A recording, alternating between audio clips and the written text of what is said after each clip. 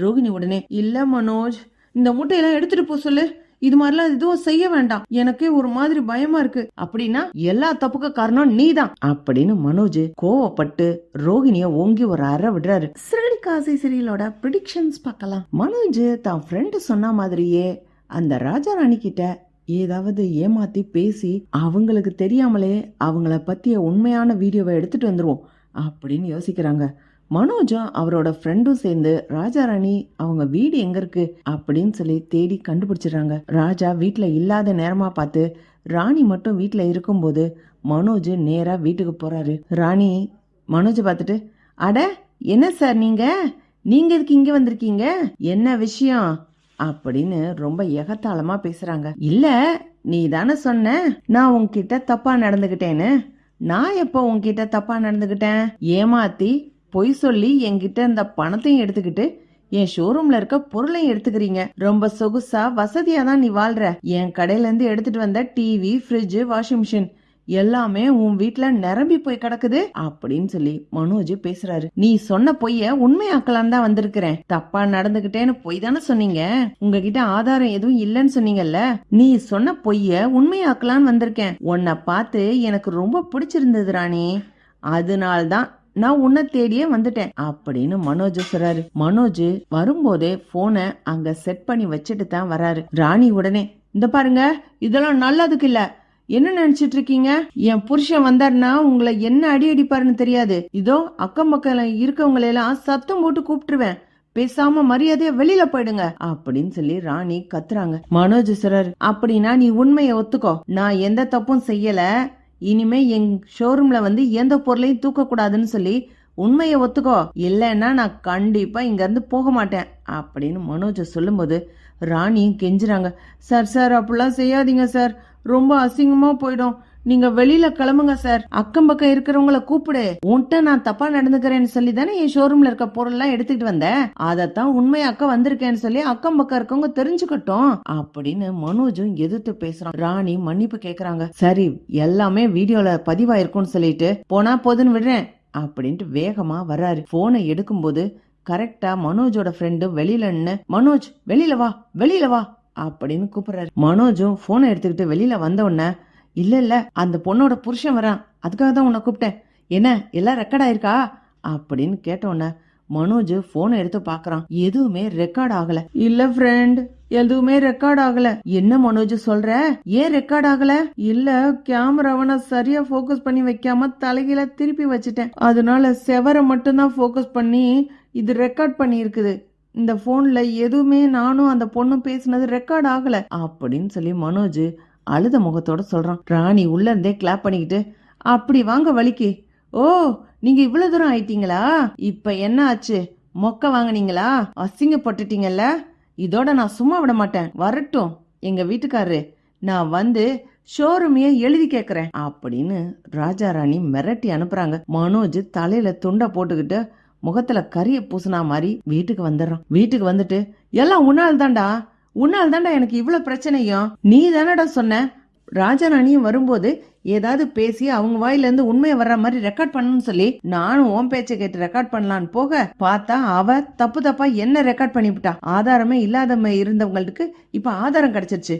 மறுபடி மிரட்டி என்ன வாங்குறாங்க அப்படின்னு சொல்லும்போது முத்து சொல்றாங்க, டேய், நீ புத்திசாலித்தனம் இல்லாம இருந்தீனா அதுக்கு நான் என்னடா பண்ணுவேன்? மனோஜ் முத்து மேல பழி போட்டதுனால முத்து, டேய் இப்ப என்னடா உனக்கு பிரச்சனை?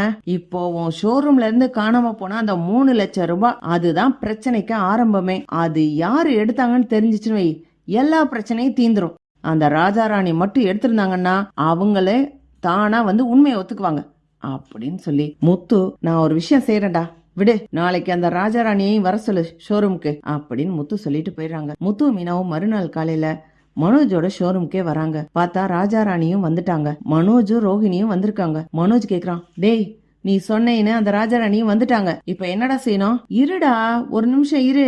அந்த 3 லட்சம் ரூபாய் எங்கடா இருந்துச்சு? இந்த சேஃப்டி லாக்கர்ல தான் இருந்துச்சு. அப்படின்னா நீ போ, அத தர இந்த லாக்கர்ல நான் இந்த மந்திரிச்ச முட்டைய வச்சிருக்கிறேன். இந்த முட்டை ரொம்ப சக்தி வாய்ந்த முட்டை. ஏன்னா ஒரு பெரிய சாமியார் அவர் மந்திரிச்சு கொடுத்திருக்காரு. யாரு இந்த பணத்தை எடுத்தீங்களோ கண்டிப்பா அவங்கள காட்டி கொடுத்துரும் இந்த முட்டை அப்படின்னு சொல்லி முத்து சொல்றாங்க. ரோகிணி உடனே ஆமா ஆரம்பிச்சுட்டான்டா பெரிய சாமியாரு முட்டை அப்படி இப்படின்னு. டேய் நான் எத்தனை பேரை இது மாதிரி பாத்திருக்கேன். என்னடா ஏமாத்தலான்னு பாக்குறியா நீ? அதுவும் என்னையெல்லாம் யாராவது ஏமாத்த முடியுமா அப்படின்னு ரோகிணி மனசுக்குள்ளே பேசிக்கிறாங்க. டேய் என்னடா என்னென்னமோ சொல்ற, ஷோரூம்க்கு ஏதாவது ஆயிட போகுது. ஒண்ணுமே ஆகாது மனோஜ், தைரியமா இரு. அந்த சாமியார் அவ்வளவு சக்தி வாய்ந்தவரு. கண்டிப்பா பணத்தை எடுத்தவங்கள தானே உண்மையை ஒத்துக்குவாங்க அப்படின்னு முத்து சொல்லிட்டு லாக்கருக்குள்ள அந்த முட்டைய வச்சுட்டு லாக்கரை மூடிடுறாரு. நீங்க 4 பேர் தான் இந்த கடைக்குள்ள இருந்தது. ஒன்னு மனோஜ் இல்ல ரோஹிணி, நீங்க 2 பேர் பணத்தை திருடி இருக்கணும். அப்படி இல்லையா இந்த ராஜா ராணி பணத்தை திருடி இருக்கணும். இவங்களும் இல்லனா இந்த ஷோரூம்ல வேலை பார்த்த இந்த சேல்ஸ்ல இருந்த எல்லாரும் போய் அந்த லாக்கரை திறந்து பணத்தை நான் எடுக்கலன்னு 3 தடவை சொல்லிட்டு வரணும் அப்படின்னு முத்து சொல்றாரு. எல்லாரும் அதே மாதிரி செய்யுங்க அப்படின்னு சொன்ன உடனே ஷோரூம்ல வேலை பார்க்கற எல்லாருமே போய் லாக்கரை திறந்து கைய 2 நீட்டி பணத்தை நான் எடுக்கலன்னு சொல்லிட்டு வராங்க. வந்த கொஞ்ச நேரத்திலேயே முத்து எல்லாரையும் வரிசையா நிறுத்தி வச்சுட்டு மனோஜ் கிட்ட கேக்குறாரு. டேய் மனோஜ், லாக்கரை திறந்தியா? முட்டைக்கு நேர கைய நீட்டி நான் சொன்ன மந்திரத்தை சொன்னியாடா அப்படின்னு. சொல்லிட்டேன், அதே மாதிரிதான் சொன்னேன். ரோஹிணி கிட்டேயும் கேக்குறாரு. நீங்க லாக்கரை திறந்துட்டு முட்டைக்கு நேர கை நீட்டி பணத்தை எடுக்கலன்னு சொல்லிட்டீங்களா என்ன அப்படின்னு. சொல்லியாச்சு அப்படின்னு ரோஹிணி சொல்றாங்க. எல்லார் கையையும் முத்து மோந்து பாத்துக்கிட்டே வராரு. எல்லார் கையிலையும் முத்து தண்ணிய ஸ்ப்ரே பண்ணிக்கிட்டே வராரு. மனோஜ் ரோஹிணி எல்லார் கையிலயும் தெளிச்சாச்சு. எல்லாரும் கைய திறந்து பாருங்க அப்படின்னு சொன்ன உடனே எல்லாரு கையிலயும் கலர் மாறி இருக்குது. ஆனா ரோஹிணி கையில மட்டும் கலர் மாறவே இல்ல. டேய் பார்லரமா தாண்டா பணத்தை திருடினது அப்படின்னு முத்து சொல்றாரு. மனோஜ் உடனே ஏய் என்னடா சொல்ற? ரோஹிணி எடுத்துக்கிட்டா பணத்தை திருட போறா? பார்லருமா நீங்களே உண்மையை ஒத்துக்கங்க, இல்லைன்னு வைங்க அந்த முட்டை கண்டிப்பா வேலை செய்யும். டேய் சிம்பிள் லாஜிக்கடா. லாக்கரை தொட்டு திறக்கணும், முட்டைக்கு நேர கைய நீட்டணும். இவங்க லாக்கரை திறக்கவும் இல்ல, முட்டைக்கு நேர கை நீட்டவும் இல்ல. லாக்கர்ல இருந்து பணத்தை எடுத்த ஒரு ஆள் மட்டும்தான் லாக்கரை தொட்டு திறந்திருக்க மாட்டாங்க. அந்த சாமியார் சரியா கணக்கு சொல்லி விட்டாரா, அதன்படிதான் ரோஹிணி தான் பணத்தை எடுத்தது. பார்லருமா உண்மையை ஒத்துக்கோங்க, இல்லைனா இதோட பின் விளைவு இன்னும் பெருசா இருக்கும். உங்க கை கால்லாம் வீங்கிரும், ஒரு பக்கம் கையும் காலும் இழுத்துக்கிறோம். சாமியார் ரொம்ப பவர்ஃபுல்லான ஆளு அப்படின்னு முத்து சொல்ல மீனாவும் ஆமா ரோஹிணி, அந்த சாமியாரு ரொம்ப பயங்கரமான ஆள் தான். இதுக்கு முன்னாடியும் இது மாதிரி ஒண்ணு நடந்திருக்குது. அதனால்தான் கரெக்டா இவர் சொன்ன உடனே நானும் அந்த சாமியார்ட்ட கூட்டிட்டு போனேன் அப்படின்னு மீனாவும் சொல்றாங்க. ரோஹிணிக்கு ஏற்கனவே கொஞ்சம் பயம் வந்துருச்சு. சும்மா ஒரு ஒப்புக்கு தனக்கு தானா தைரியம் சொல்லிக்கிட்டவங்க லாக்கரை தொட்டு திறக்கவும் இல்ல, முட்டைக்கு நேர கைய நீட்டி பணம் நான் எடுக்கலன்னு சொல்லவும் இல்ல. கொஞ்ச நேரம் அப்படியே ரோஹிணி அமைதியா நிக்கிறாங்க. சும்மா போங்க, இதுக்கெல்லாம் நான் பயப்பட மாட்டேன் அப்படின்னு மீனா கிட்டே முத்துக்கிட்டே ரொம்ப தைரியமா பேசுறாங்க. மனோஜ் ராஜா ராணி பணத்தை எடுக்கல, பார்லரம்மா மட்டும்தான் பணத்தை எடுத்தது அப்படின்னு முத்து சொல்லிடுறாங்க. மனோஜ் ரோஹிணி கிட்ட வந்து ரோஹிணி நீ தான் பணத்தை எடுத்தியா? என்கிட்ட கேட்டிருந்தா நானே கொடுத்துருப்பனே, நீ எதுக்கு ரோஹிணி பணத்தை திருடணும் அப்படின்னு சொல்லி மனோஜ் கேக்குறாரு. ரோஹிணி உடனே இல்ல மனோஜ், இந்த முட்டையெல்லாம் எடுத்துட்டு போ சொல்லு, இது மாதிரிலாம் எதுவும் செய்ய வேண்டாம். எனக்கே ஒரு மாதிரி பயமா இருக்கு, கையெல்லாம் அரிக்கிற மாதிரி தோணுது. அது வேற எனக்கு ஏதாவது ஆயிட போகுது மனோஜ் அப்படின்னு ரோஹிணி பயம் வந்தா மாதிரி பேச ஆரம்பிக்கிறாங்க. அப்படின்னா பணத்தை எடுத்தது நீதானா? இந்த ராஜா ஒரு ராணியும் என்னை எவ்வளவு கேவலமா பேசினாங்க, என்ன ஒரு பொம்பளை பொறுக்கி மாதிரி நடத்தினாங்க. அப்ப கூட நீ அமைதியா இருந்துட்டேல, போலீஸ் ஸ்டேஷனுக்கு போலான்னு சொல்லும் போது கூட நீ போக வேண்டான்னு தடுத்த. அப்படின்னா எல்லா தப்புக்கு காரணம் நீதான் அப்படின்னு மனோஜ் கேள்வி கேட்க ஆரம்பிக்கிறாரு. ரோஹிணி இல்ல மனோஜ், அது வந்து பேசாத ஒண்ணும் அப்படின்னு மனோஜ் கோவப்பட்டு ரோஹிணிய ஓங்கி ஒரு அறை விடுறாரு. உடனே ரோஹிணி வந்து முத்து நீங்க எப்படி கண்டுபிடிச்சீங்க நான் தான் பணத்தை திருடுனேன்னு? இங்க இருந்த கேமரா எல்லாம் ஆஃப் பண்ணி வச்சுட்டு தான் நான் பணத்தை எடுத்தேன் அப்படின்னு ரோஹிணி சொல்லும்போது அட பார்லரம்மா, இதுக்கு கேமரா அது இது எதுவும் தேவையில்லை. இந்த தத்துவம் என் பாட்டனுக்கு முப்பாட்டம் கண்டுபிடிச்சது. மனசாட்சி. எல்லாரும் லாக்கரோட ஹேண்டில புடிச்சு திறந்து முட்டைக்கு நேர கை வச்சு நான் பணத்தை எடுக்கலன்னு சொன்னாங்க. நீங்க ஏன் லாக்கரோட ஹேண்டில புடிச்சு திறக்கவே இல்ல அப்படின்னு முத்து கேக்குறாரு. அது அது வந்து ஏன்னா உங்க மனசுக்குள்ள பயம் வந்துருச்சு. லாக்கரோட கைப்பிடியில நான் ஒரு ரசாயன மருந்து தடவி இருந்தேன். அத தொட்ட எல்லார் கையிலயும் அது ஒட்டி இருக்கு. அவங்க எல்லாம் உண்மையானவங்க, எந்த பயமும் இல்லாதவங்க. அதனால லாக்கரை கைப்பிடிச்சு திறந்துட்டாங்க.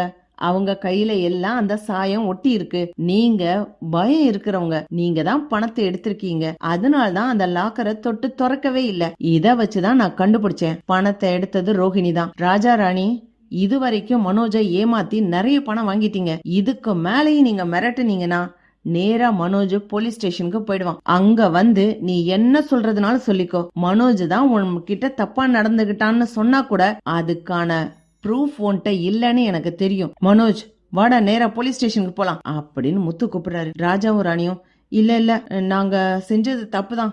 எங்களை அத்தனை பேர் முன்னாடி அசிங்கப்படுத்தினீங்க. பணத்தை திருடிட்டேன்னு அந்த கோவத்துலதான் இப்படி செஞ்சிட்டோம். சாரி, நாங்க இனிமே இப்படி செய்ய மாட்டோம் அப்படின்னு சொல்லிட்டு அவங்க கிளம்பிடுறாங்க. பிரச்சனை முடிஞ்சிருச்சுடா. ராஜா ராணி இனிமே உனக்கு தொல்லை பண்ண மாட்டாங்க. ஆனா பார்லர் அம்மா ஏன் பணத்தை திருடுச்சுன்னு அதுக்கான ரகசியத்தை நீதான் கேட்டு தெரிஞ்சுக்கணும் அப்படின்னு முத்து சொல்லிட்டு வந்துடுறாங்க. ரோஹிணி அசிங்கமா மாட்டிக்கிறாங்க. விஜயாவும் அண்ணாமலையும் வந்து, சி நீ எல்லாம் ஒரு பொண்ணா, இப்படி அசிங்கப்படுத்திட்ட?